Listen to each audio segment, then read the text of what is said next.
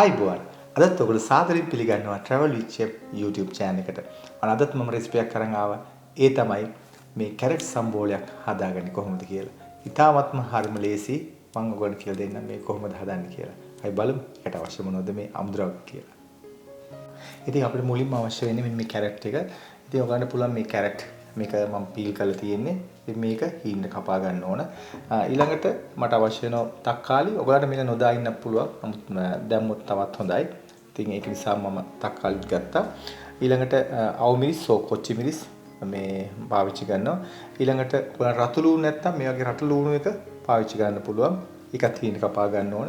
ඊළඟට අපිට අවශ්‍ය වෙන පොල් මේක මතක තියාගන්න ඔයගොල්ලෝ පොල් දාද්දි පරිස්සම් වෙන්න සමහරට ඔයගොල්ලෝ උෂ්ණ අධික රටක ඉන්නවා නම් මේ පොල් දැම්මාම ටිකක් ඔයගොල්ලන්ට ඒ පාට මේ රසය වෙනස් වෙන බලන සමහරට පිළුම් වෙන්නත් බලනවා. ඉතින් ඒක නිසා ඒක අවසානයේ තමයි දාන්න ඕනේ පොල් දාද්දි. ඒක වැදගත් දෙයක් ඔයගොල්ලන්ට.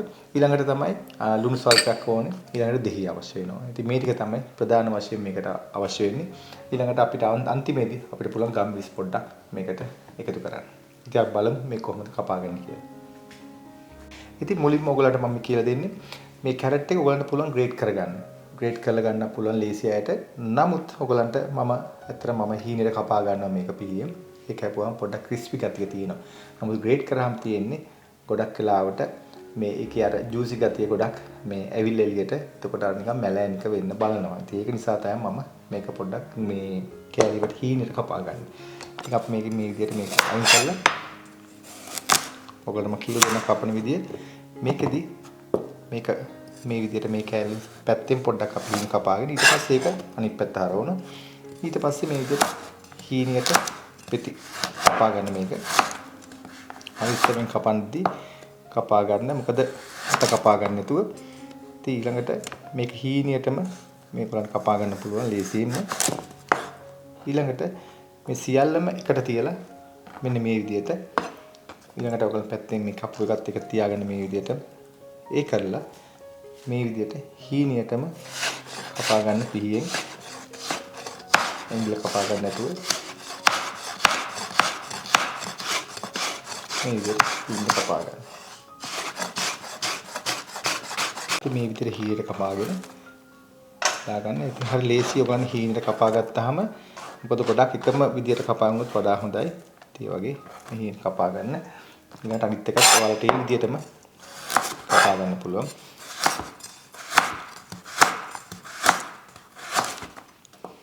ඉතින් මේ සියල්ලම එකට තියලා මම ඔයාලට කලින් පෙන්නුවා වගේම මේක ලේසියෙන් කපා ගන්න පුළුවන්.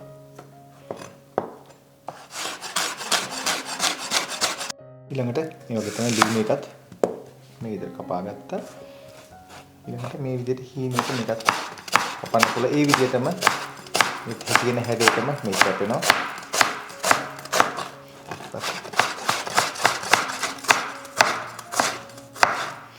ඊට පස්සේ මේකත් මේ විදිහට හීනියට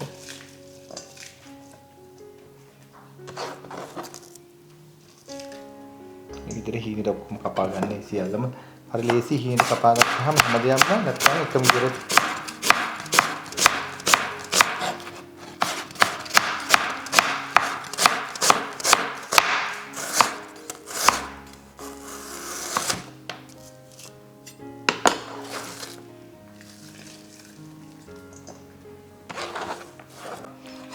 කොච්චි ටිකක් මේ විදිහට හීනෙට කපා ගන්න.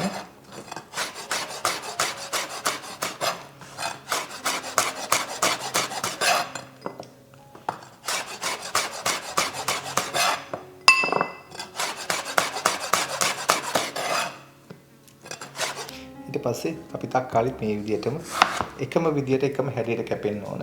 නිසා ඒකත් මේ විදිහට කපන්න පුළුවන්.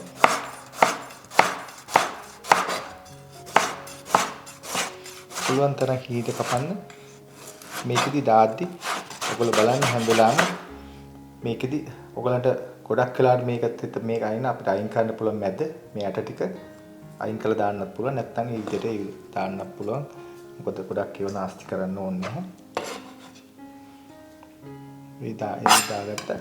ඊට පස්සේ තක්කාලි වලට අවශ්‍ය ප්‍රමාණය දාගන්න ගොඩ දාගන්නත් එපා. ඊළඟට අපි පොල් ටිකක් මේ විදිහට එකතු කරනවා. පොල් සල්පයක් ඊළඟට ලුණු ස්වල්පයක්. මේ ඔක්කොම ලුණු දාද්දි දෙහි දාද්දි පොඩ්ඩක් අන්තිමදී දාන්න කන්න ළඟ නැත්තම් මේකෙදි ගොඩාක් වතුර උනන ගන්නවා. ඒ ගැන මම ඔයගලට දැනුවත් කරේ. ඊළඟට දෙහිත් මේ විදිහට හොඳට මේ මිරිකල වයි ගන්න හොඳට.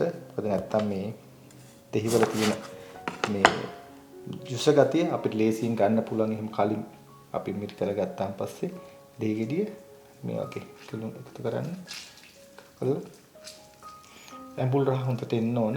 තක්කාලි දාන නිසා අවශ්‍ය මේ ගොඩාක්ම අවශ්‍ය වෙන්නේ නැහැ. මොකද ඇඹුල් ගතිය තියෙනවා. නමුත් තක්කාලි දාන්න නැත්නම් ඔයගොල්ලෝ වැඩිපුර දෙහි එකතු කරන්න ඕන. ඊළඟට මේ වගේ ගම්බිස් කරලා ඊළඟට මේක හොඳට මේ විදිහට කලවම් කරන්න.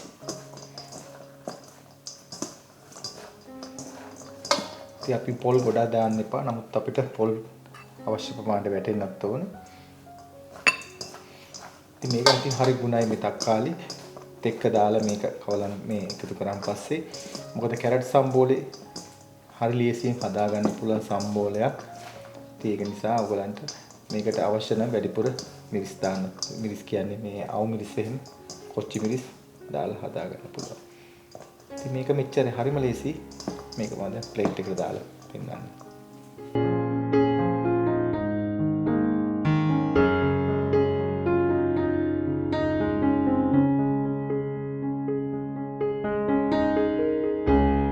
ඉතින් ඔයාලට පේන ඇති මම මේ අද හදාගත්ත මේ කැරට් සම්බෝලේ මේ හැම දෙයක්ම ගානට වෙල් බැලන්ස් වෙලා තියෙන්නේ.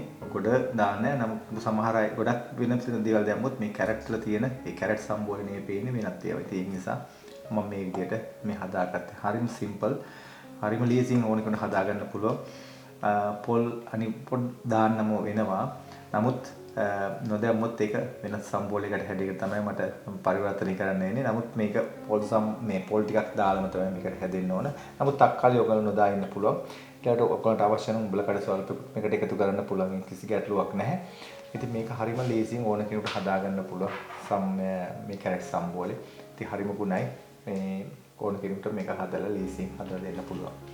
ඉතින් මම හිතනවා ඔයගොල්ලන්ට මේක ලේසියෙන්ම හදාගන්න පුළුවන් වෙයි කියලා. ඔන්න ඔයගොල්ලෝ බලාගත්ත මේ කැරට් සම්බෝලේ කොහොමද හදන්නේ කියලා. ඉතින් මොනවා හරි ගැටලුවක් තියෙනවා නම් ඔයගොල්ලන්ට සුපුරුදු පරිදි travel with chef Facebook page එකට හෝ ඔයගොල්ලන්ට මේ YouTube channel එක කරා කමෙන්ට් කරන්න පුළුවන්. ඉතින් අදට ගිහින් එන්න ඔබට සුබ දවසක්. ආයිබෝවන්.